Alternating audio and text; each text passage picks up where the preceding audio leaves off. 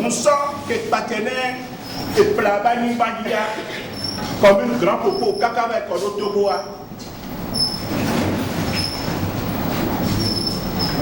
Wawe ko délégation, wawe ko ame. Ba djebwenemi. Benu ne le jono yoji. O so yo beni ko so le poli. E o ma ono kati kakava yobote.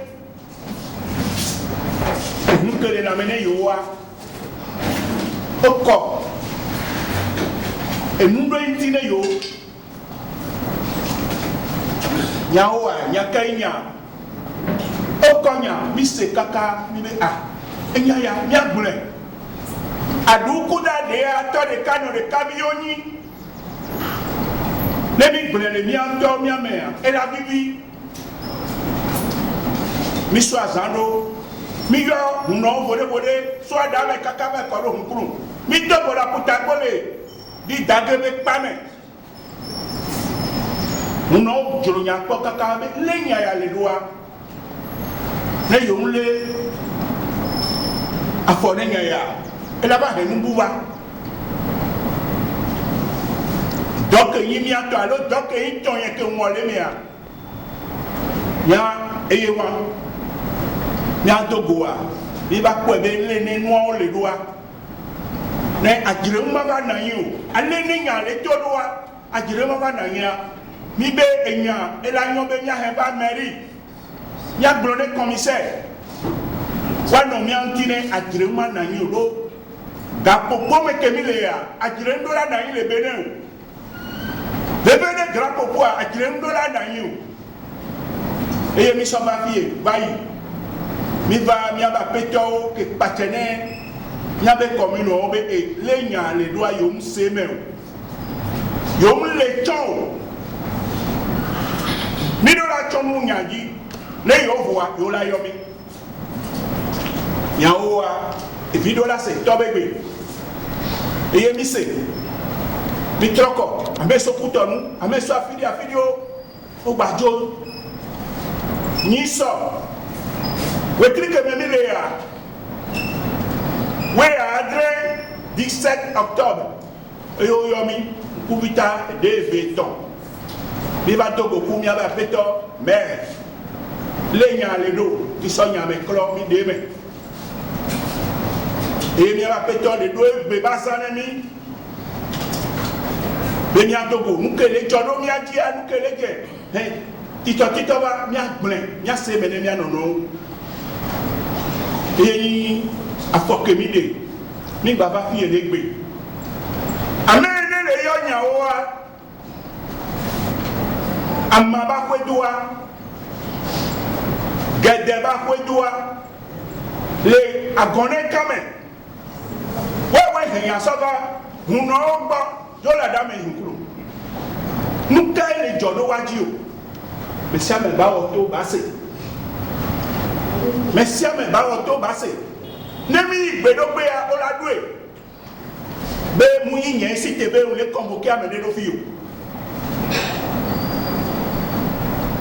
Imula nyoa ni ba kpokuma na mi amebe o jabu America eye borado wa ki eye granando ke bi ba fi ambio husio huno nglao nya to gangao me sia me ba ho gbongbon enya eganya eye osona enya ndi bi ba fi edua amama ko edua wala dejo mi ase ne elebe mi asoroti mi aba peto le gbeto me elebe man de mene enya eva mi agwa le commune grand popoa enya eva mi agwa le nya le doa isoba fia eye wa lo ka we bi ole mi lo. La réunion tant attendue reportée précédemment en raison de l'absence des autorités communales a bel et bien eu lieu ce jeudi matin 9h précise dans la salle de conférence de Grand Popo sous l'égide attentive du maire de la commune accompagné de son adjoint. Cette rencontre a réuni les membres de la collectivité Roua-Vaudou-Agboué et les dignitaires des temples vaudous de Grand Popo. Au cours de cette assemblée, la parole a été donnée aux Vaudouinons afin d'éclaircir le vif sujet qui les oppose au sieur Claude, connu sous le nom de Claude Sossavi, Kwedagnon, Dossa, alias Hula Holu, concernant la paternité du vaudou Agbouevi Agban.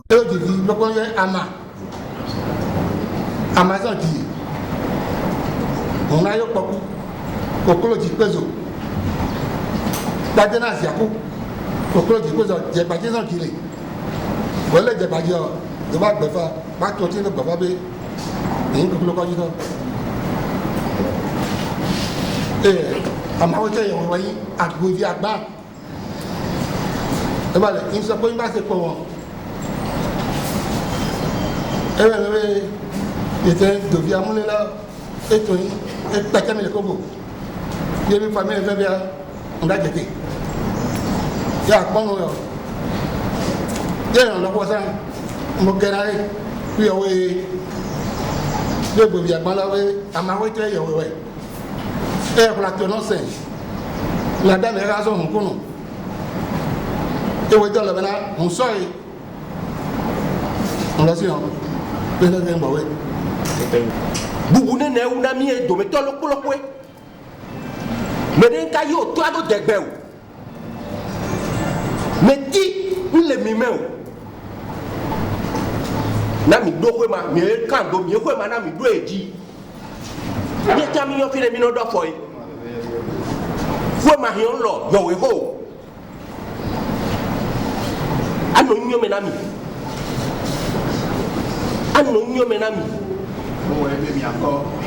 Docteur, mine de la danse, donc il est au point son les workers ou en mer. Et là, que n'a mis le réflexion. Comme quand il y a la poumea, on est où les filles, mais on est les mouchoukoués, mais on est les noirs à Poutapo les fous. Nous sommes sauvés, nous nous sauvés. Amenez le bonhomme de la médecine. Amma ba ko doa nye kele fi ayum gesio kui to ha ma bio se chao inya kele fi ya ne mia se gomea amede le ji amede de nya ya ala amede le ji adi amede poto wan to wan koko wan no le mode nu la yo wan no le ola yo mede baba so ta chana fodusi o amedeng baba so etachane muso enu kele to ya wa ele ga ha jire lado muso be dodo me dodo me ya ba mi le ga ipode ya ne mi ile pobea ya pode mi ma agresi amede ore obe nu le o mi bi amele exterior na mi o le se bebe american ka le mi na fado kaka ne fafa ba no waji mi ma so be amekube fafa kemi le dia nya sova no agresi amedio enu wa yemu mi mi ase 1986 maman Hélène to yen bitasi etona amagasi hewa so 1986 maman Hélène le funu va po yam se tu kala de pepe. Après 95 ans, Tassien a envoyé le fonds. 2012 ans, Nyamba le fonds, Nyam se tout kala de pepe. Papa Débé. Bon oui, moi tout passé à. Hier il me a tout dit. But when I remember Ledia, oh, be a Gavile, Gavile, be fanking. So a Pekemuyawa, Gavile, Gavile, Jipo, ye be fan. Okay, Gavile Valo, Gavile be fan. You saw Yambanemia, to Miawe on a phone, Miawe Serena phone, Mia to a phone. Nenya Vabagbe, get to Calavalania. Nyade he nyade ba nya mi ya se nya le fi epo mi amusio no so mi ya se nya kwe ke patwa nya mi la isere mi ado kwe Le maire a su calmer les esprits et favoriser un apaisement des tensions qui entourent ce dossier délicat. Mille pompo, mille cansemwe, mille seigneur, la nyang, omene nyae. Manda pene, amen, l'on va pompo kumios, kede yang omene miwa, manda peno. Parmi les personnalités présentes, on pouvait remarquer Sa Majesté Tanti Vankou II, roi de Grand Popo, ainsi que les représentants du pontife cofondateur d'Agbo Hounon, Tomandre.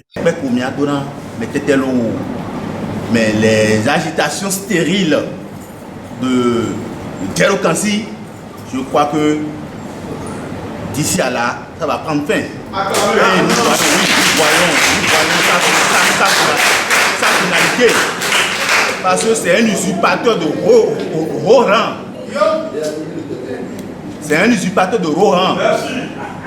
Il a fait tuer quelqu'un récemment, il met derrière sa plaque membre du Haut Conseil des rois du Bénin. Mais il n'est jamais, nullement pas dans le Haut Conseil des rois. Donc c'est un usurpateur, c'est un faux. Du matin jusqu'au soir, je le lui dirai. J'avais pensé qu'il sera là. Mais c'est comme ça. Oui, je le dirai. Donc, mais t'étais calme. Mais tout le monde, mais bien sûr en gondi. Mais c'est. Donc, non, à ma vie, mais personne ne peut contester ça. Vous voyez, donc, c'est que plein de petits flins. Mais c'est. Il y a nos porcs, il y a Wadja, pour la todo. Mais c'est. Non, à Tchena Milo. On y a un hollow, les domaine. On y a un hollow, dans nos mébous, et il y a un méo. Quand vous avez mis un top dans le coumedon, on doit pas vous souper ou t'affler. Oui, mais toi, il y a venu. Oui, mais toi, il y a venu. Ni pas c'est vrai. L'autre, il y a venu. L'autre, va aller. Faut vous voir, il y a venu. Ni et toi, il y a venu. Faut vous voir, et on dit, on disait. Nous devons ici, quand il y a venu, il est bête. D'abord, non, nos sociétés, c'est ma société. Et des sociétés ne vont pas s'en remettre. Ma n'est compte dans lui, tête. Mon ami, elle est d'abord pour nous aller là. D'abord pour nous tomber et elle est là. Et elle sent un peu de fléon. Le voyez là-dehors. Vous verrez à quand. Vous verrez et à quand le voyez là-dehors. Et il y a beaucoup à faire, il y a beaucoup de tête. Oui, il y a bien non. Oui, bravo tout non. Ni ça bravo tout non. Le mari d'abord, bon mi est bravo tout non mi est mi. Les gars, bon, le B, le voie retraite. Le dit quoi godou. Moi, il y a tout maintenant. Il y a ben, le même connaît des bons. Mais bien, autant là. Il y a le droit de nous. Les mots roi Djemé, je vous dois. Roi Malo Foudou. Foudou ni do roi. Roi Mado Foudou. Foudou ni chok bakuna roi. Mais roi ma chok bakuna Foudou.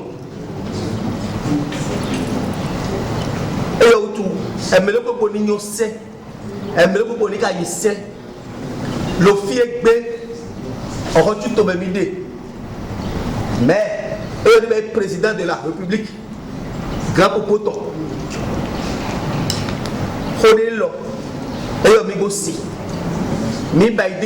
Le maire a profité de cette occasion pour établir un ultimatum de 5 jours afin que ce phénomène soit réglé en interne, garantissant ainsi la bonne marche des procédures à suivre. Dans le cas contraire, les autorités communales se réserveraient le droit de prendre en main ce dossier, veillant à ce que justice soit rendue.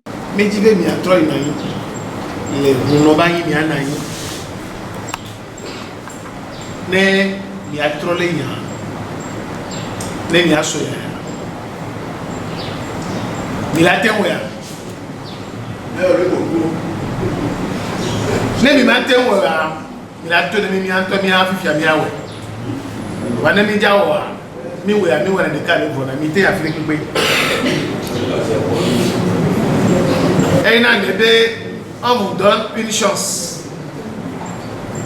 Et dans le bien, il y a secteur bien. L'assise s'est globalement déroulée dans de bonnes conditions malgré l'absence du présumé usurpateur qui, sans doute par peur, a choisi de se faire représenter. Il convient de rappeler que ce dernier n'est ni roi ni propriétaire de la divinité Agboevi Agban. Bon, je réponds au nom de M. Fanou Tossou Paul. Le Vodou Agboé, Dieu de la mer, est notre identité culturelle et culturelle. C'est notre panthéon originel. Notre panthéon originel. Ce panthéon originel est génétique, héréditaire. C'est notre ADN. Ce qu'on est en conflit avec un certain lié Claude Kwasi Sosavi Dossa, alias Gwenoukoyon. Et qu'est-ce qu'il fait? Il a essayé d'avoir une association dénommée Convention Civilisation Fula, C6, basée à Cotonou, 11e arrondissement, carré 1098, quartier Vaudier, au Lobatin.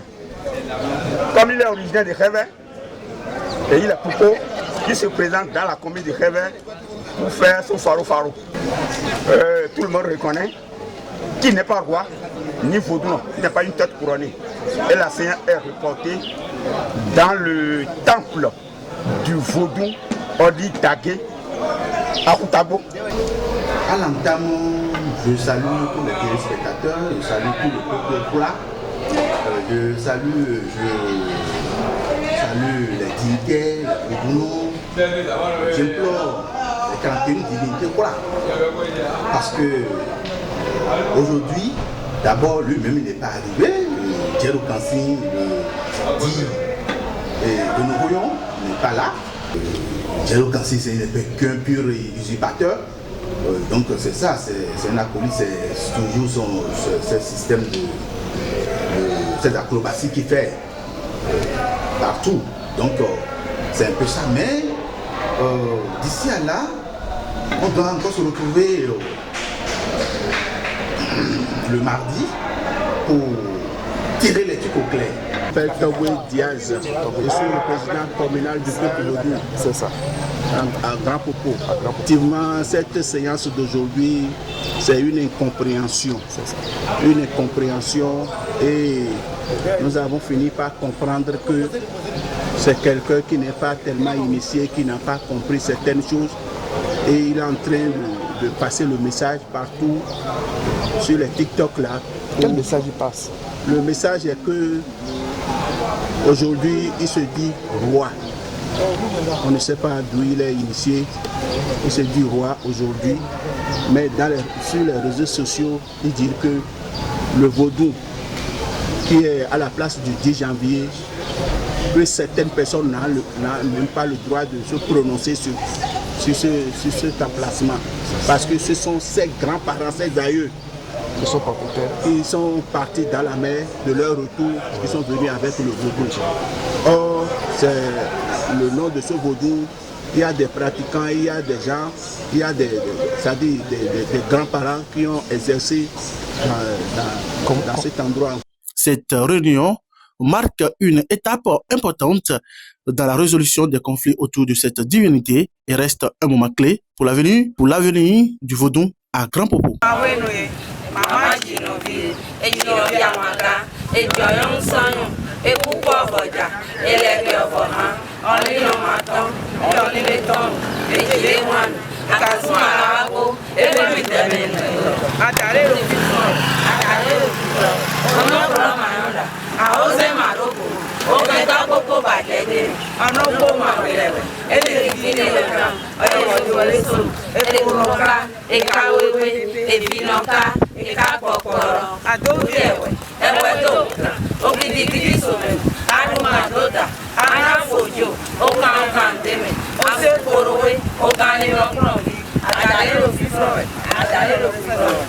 Mi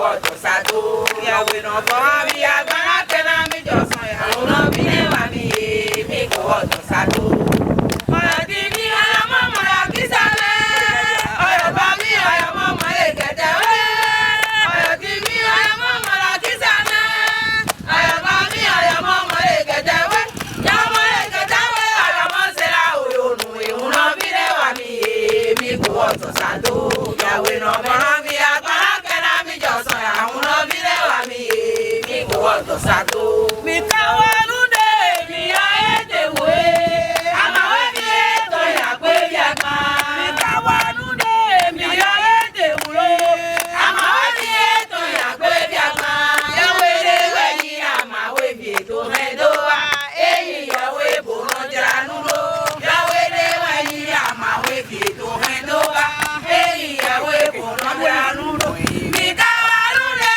mi aede we ama we mi eto ya pe ya pa mi kawalu de mi aede we ama we mi eto ya pe ya pa eta gbe gete vienelo eta gbe gete vienelo